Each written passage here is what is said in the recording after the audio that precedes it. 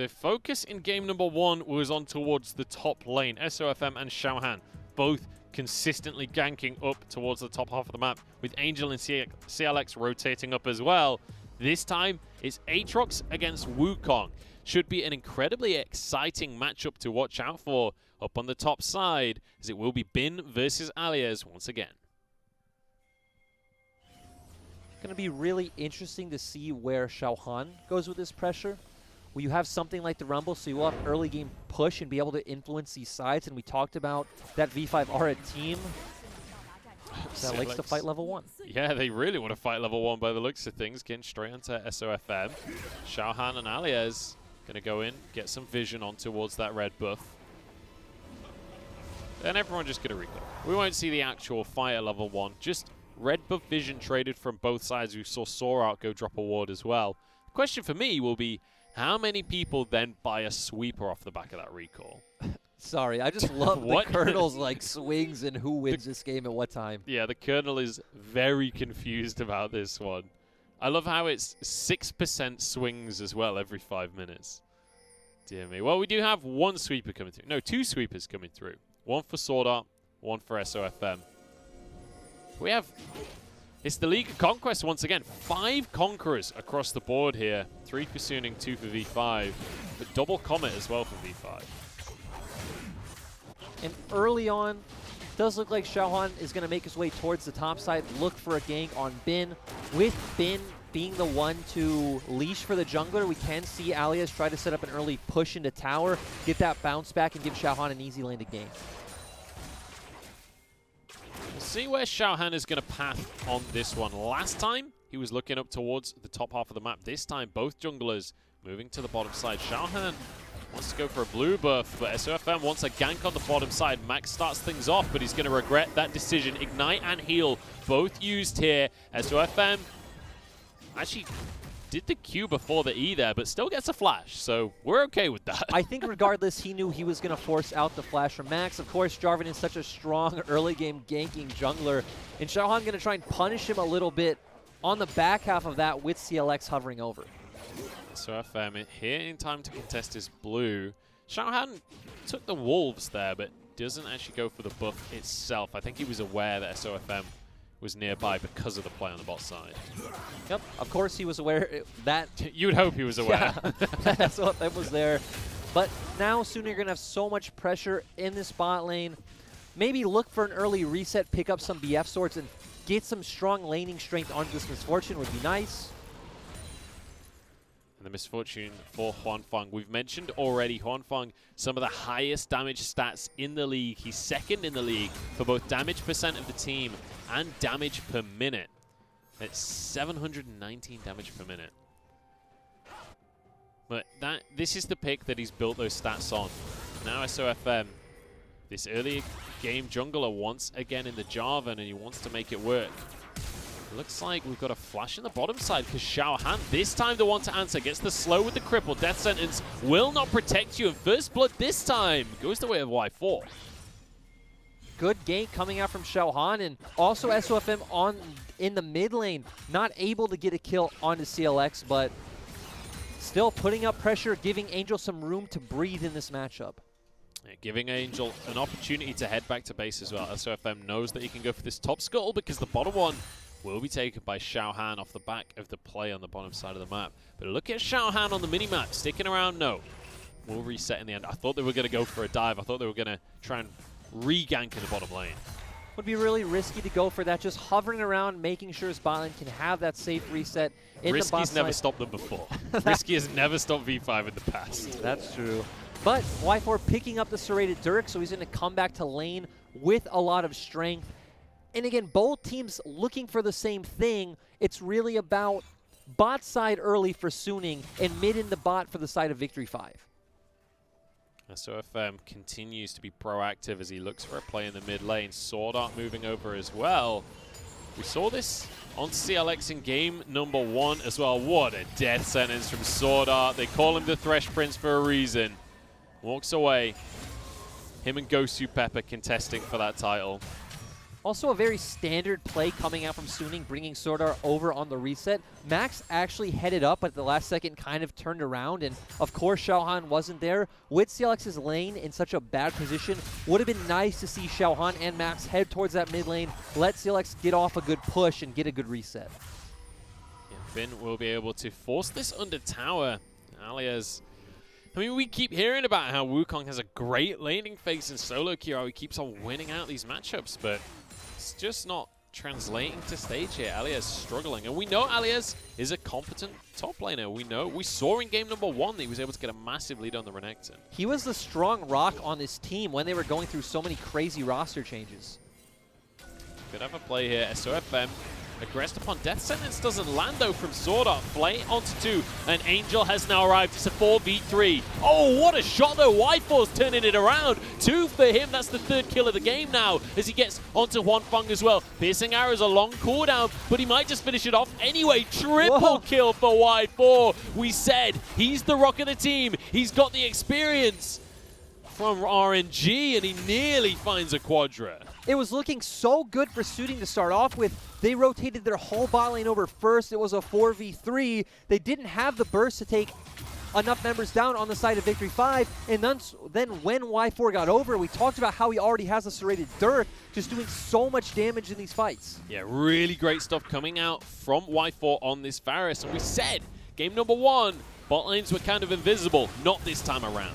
Like we just said, they have numbers advantage already. Angel already able to burst someone down, but great job by Y4 picking off Sordar on the back of that. And then we just see Y4 doing so much damage, and Lee Sin having so much more consistent DPS than this Sylas in this early game, kind of 4v4, let's say. Yeah, and Sylas, I mean, you can look at the inventory right now. He started off with a Kindle gem, so he's not going to have that damage. Doesn't have any AP to get that work done with. And it's a great way to start the game for V5. Y4. We said that he is the most experienced player on this roster. Had time on the main RNG roster. He wasn't just a bench warmer for Uzi. He was there playing back in summer 2017, spring 2018. He even did Rift Rivals with RNG. We also talked about how Victory 5 would be superior in playing around the mid lane early. They will always come out ahead, and great use of pressure by Victory 5 here, pushing in that mid lane, hovering towards bot side, setting up vision, and zoning Suning off the tower from a lack of knowledge. The question will be, though, what can V5 do from here? They've only got 1 game win on the board this entire split. SOFM wants to contest with this dragon, but with Max there, he sees better of the play. Actually didn't spot out that there is a control ward. Oh no, he's just pinged it. So he did spot it out. He's just not going to grab it for now. He's got to be efficient, man. He's got to get to the Grump. And just very risky, clearing out that vision when you don't know if the enemy can be trying to set up some kind of cheeky play on top of you. I like this by Victory 5. Get the dragon, move up towards the Rift Herald, and continue snowballing this objective pressure. Alias continuing to struggle up towards the top side of the map, though, on the Wukong. Look at the CS deficit that is built up there. A 30 CS lead already for Bin. But the rest of the team is here. Y4, he wants a 5th kill for himself. Bin flashes away. He's going to be slowed by the hail of arrows. I don't think they can quite get onto him, though. The move speed from World Ender makes him so safe. Bin doing a good job to get out of there, but still great win by Victory 5 to get Bin's flash, and they're going to be able to easily secure this Rift Herald. This is the snowball we want to see from Victory 5. You mentioned it in the draft. They have drafted a lot of early game power here. The Lethality Varus, you've got Rumble that spikes incredibly hard at level 6. You've got the Lee Sin, and they're using that power. They're using the power spikes that they have at their disposal. Just compare builds right now. We already have Ghost Blade coming out for Y4, while Huanfeng is just sitting on 2 Doran's Blades and 2 Longswords. So I like that they're using this Herald, putting more gold onto Y4, and just continuing to press forward. And all of those turret plates going to be taken up, and a lot of the gold goes the way of Y4. He's 4-0-0 right now. Alias is in trouble, dodges away from the Cataclysm. That means he's going to be happy to get away from that one. No summon is used, but in the meantime, if you're going to make a play on the mid lane, V5 are quite happy to just keep on pushing with the Herald. And Bin having to play so defensively after burning that flash and World Ender, not able to approach the turret. No one on the side of Suning coming to help cover for him. And Victory 5 opening up a 2K gold lead at 10 minutes. What a dramatically different game we're having to what we saw in game number 1. It was V5 being proactive in game 1, and it really wasn't working out. This time around, though, they're setting up plays, and instead of diving, they're just fighting out in the open. And turns out when you're not underneath the enemy towers, things could actually go pretty well for you. You know, this has actually been the story of Suning, where you have one really convincing win. Your next win, you kind of just fall apart and lose to the enemy team. And then game 3, you completely fall apart. Really a team that has not shown up when it counts. And, you know, you wouldn't have expected Suning versus V5 to be a massive matchup for the side of Suning, but as we mentioned before, they already have 7 losses on the board. 8 losses, and your opportunities for playoffs look dicey at best. 9 losses, you're well and truly out of the mix. Now for Victory 5, they are going to have consistent pressure in the mid lane through Y4. So we're going to want to see either can they find picks with the Chain of Corruption with Xiaohan being in the mid lane, or can they hover towards bot side, free up CLX to then roam up towards mid and set up this kind of 4v4 you have with the Equalizer, with the Chains of Corruption, and, you know, all the damage that goes along with it. Well, they'll have an opportunity to try and set that up in 1:30. That's when the Mountain Drake will spawn onto the map. And V5, for the second game in a row, could look at getting the first 2 Drakes for themselves. They have a ton of power in the side of Y4 right now. As you mentioned, already stacking up those items, already with the Ghost Blade from very early on in the game. Might be able to reset before the Drake. I don't know how much gold he's got available to him right now. But if they could get this Drake before Juan Fun can finish off the Essence Reaver, they'll be in with a huge advantage. Victory 5 going down to bot lane after Silas had roamed up, able to get this pressure and control River. No one from Suning is going to be able to walk in with the control that Y4 does have in mid. Ooh! Hang on, he gets kicked back. SOFM gonna go down here. They knew that ward was there. They pinged it earlier. Then you recall next to it. What are you doing, SOFM? It looks like they didn't. That play happened so fast. I don't know if SOFM was in shop or what, but just didn't react to it at all. And V5 continuing this snowball. I don't know, man. That was... I mean, it was a nice kick from Xiaohan, but SOFM... Like, this guy is not new to the LPL. He's been playing in the LPL for a long while now. Back on Snake Esports, or LNG now. But you should know, you knew there was a ward there. I don't know what else to say about that. And talking about wards, they have a good chance of setting up this Drake, and Alias will have a lot of TP flank options coming in from the backside and looking for a great ult onto Suning. Well, the Drake has spawned on the bottom side of the map here, and the question to me will be, do Suning respond at all? SOFM is nearby, but he's spotted out once again. Well, you got your answer. Suning are not going to contest. They are just taking a step back, realizing, hey, this is Lethality Varus, this is Rumble, this is Lee Sin. We have a Silas in the mid lane. We have a crit AD carry. We are going to be able to put out more consistent DPS in the late game. Let's give up this Drake, try and buy more time and get more gold onto our carries. Angel did get a few plates there in the bottom side. You can see 3 of those plates finished off so far. Angel would love to get 1 or 2 more autos in, get that extra plate. But with 10 seconds on the clock, he's not going to be able to get that for himself. That's heartbreaking.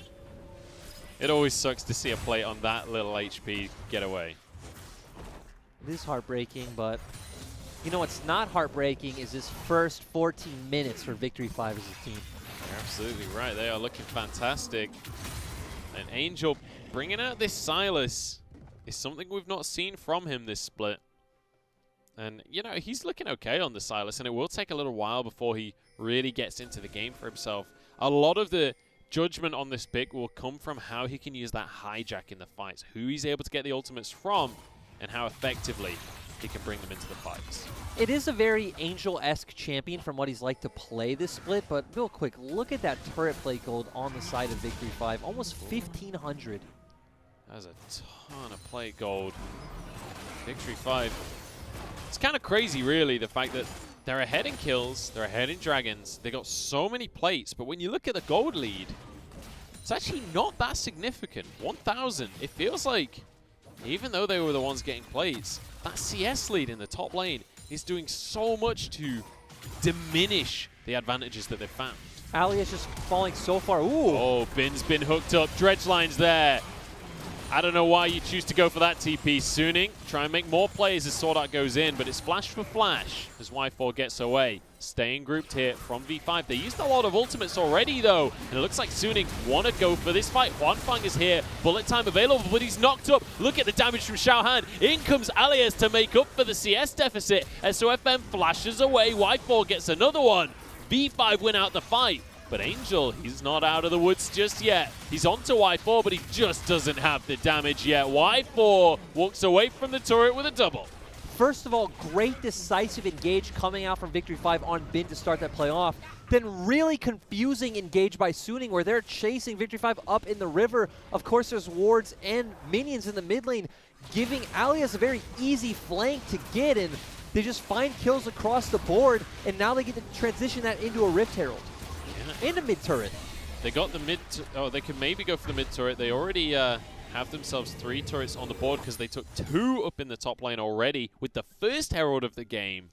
They could choose wherever they want to go with this second Herald. Could finish off the tier 1 in the bottom lane or just begin pushing that advantage in the mid lane. Now it's going to be all about where do Victory 5 go with this Herald. Of course, we still don't have Dragon up for 2 minutes.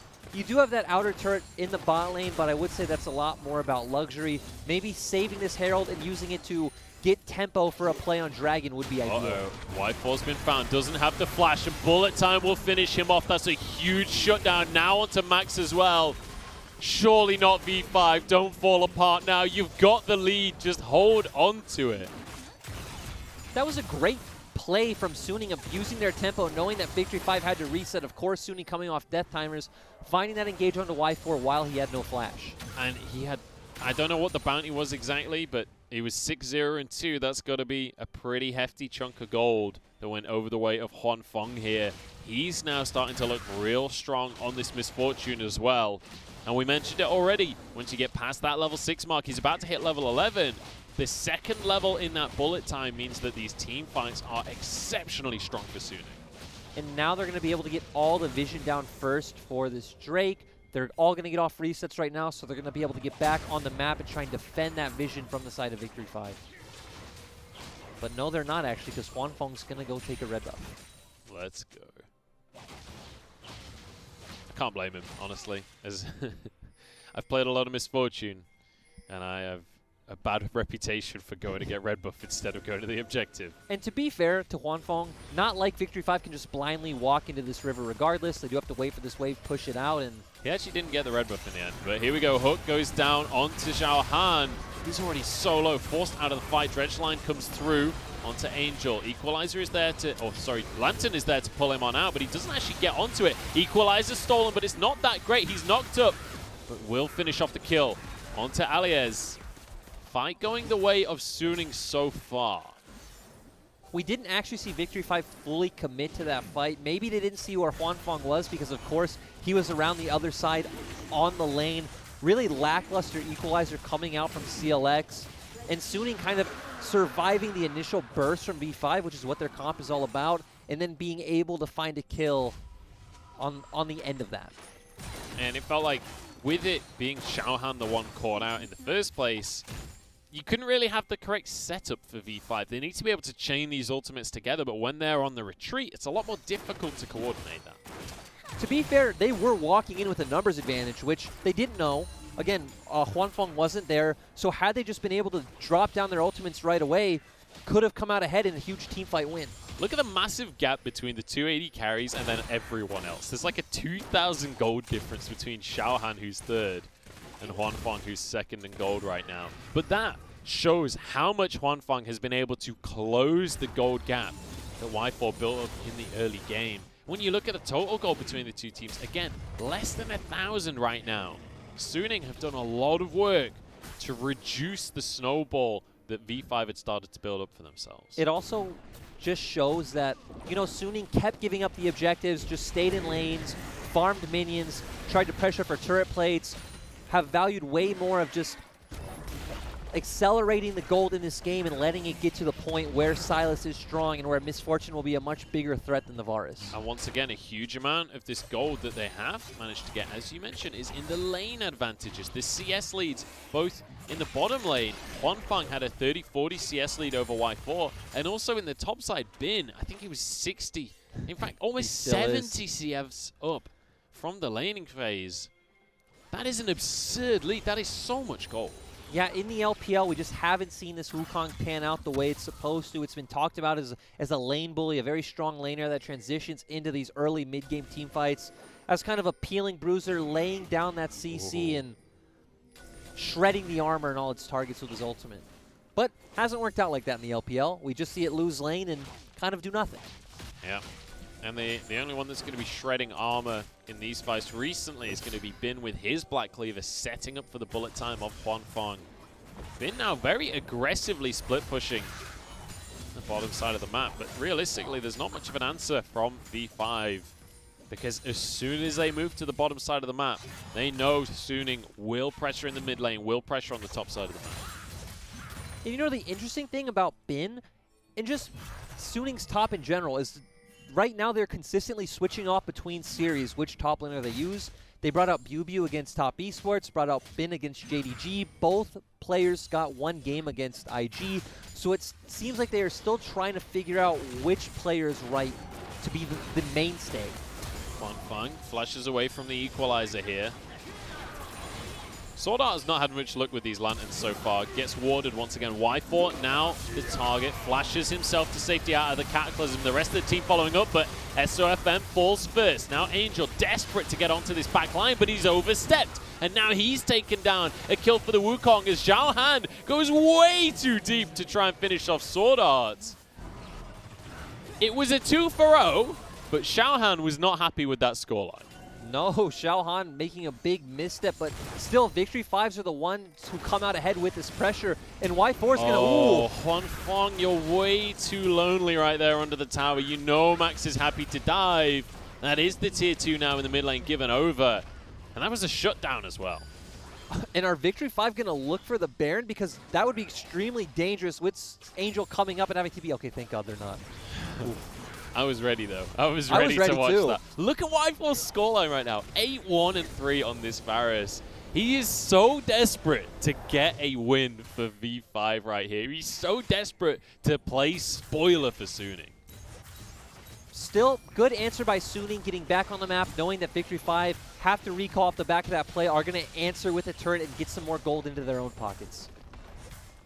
Nicely done here by Suning, but the gold lead once again starting to extend. Oh, what a kick coming out from Zhao Han. Immediately makes up for his earlier play onto Sword Art. And that's quite an important pick at this stage in the game, because Dragon's going to spawn in 30 seconds. There's a tier 2 still available on the bottom side, and V5, they're turning up the heat right now. They want to find more for themselves. There's no one in the mid lane, and they decide, hey, let's just go try and get this inhibitor tower. I love this play by V5. They see that Huanfeng was still sitting in the bot lane, know that they can move here first. Now they need to be careful of this flank from Angel. Oh, hook onto CLX, but he's got his Sonya's available. Alias going to be able to get back to the rest of his team, and that's one kill going down. CLX gets the equalizer off before going down, but it's still 1-for-1 overall. They don't get the in-hit. Angel not feeling comfortable jumping in with SOFM. Had been up, could have been a completely different story, but still great use of priority coming out from V5 and now turning towards this Dragon. They're going to be on soul point if they pick this up. This would be their third Drake, but Bin has teleported to the mid lane. We're going to have a contest coming out from Suning. They're not willing to just give this one up for free. It's too late. It's already gone down. Dragon goes the way of V5. Chains dodged away from. They're searching for hooks, searching to get in. Zhao Han dodges the Infernal Chains in the end. V5, they get away with daylight robbery here. And that is massive, because if Suning had been able to pick up a teamfight victory right there, they could have turned that into a Baron. So Victory 5 getting the Dragon and being able to get out scot-free, really huge. We talked about how this composition needs to be ahead in the mid-game. This could be it. This could be the game for V5. This would be their second game win of the whole split, but it's looking good for them. I'm getting excited here. 2,000 gold lead. They're on soul point for an Infernal Soul, no less. Baron on the map. The question will be, can they keep this performance up? They've got to be able to protect Y4 during these fights. And I feel like if you're Victory 5 right now, you just take these next 4 minutes pretty slow. Keep doing what you've been doing, getting pressure as a team, controlling vision, roaming with Alias first. You don't need to commit to anything like a Baron. Just wait for that Infernal Soul and keep preying on Suning's mistakes.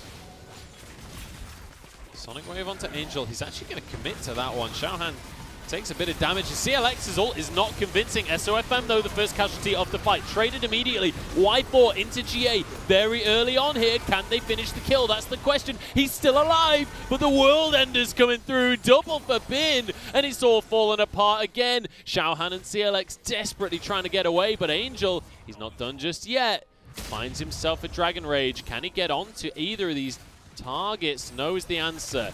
Xiaohan dodging away. In the meantime, though, the rest of the team going to be able to get onto these towers. They're going to look for an in-hit. That was a huge mistake coming out from CLX in that team fight with that equalizer. We talked about how Victory 5 have been a team to constantly ban this Rumble, and this is his first time playing the champion in the LPL. You can see he really doesn't look comfortable on it in these skirmishes. And Suning being the ones to prey on Victory 5's mistakes. And this is one of the big problems when you have all of your gold on a singular carry. Y4 just gets targeted out by Suning during that fight. Gets taken into GA so early on. And it means that there's no damage remaining for V5.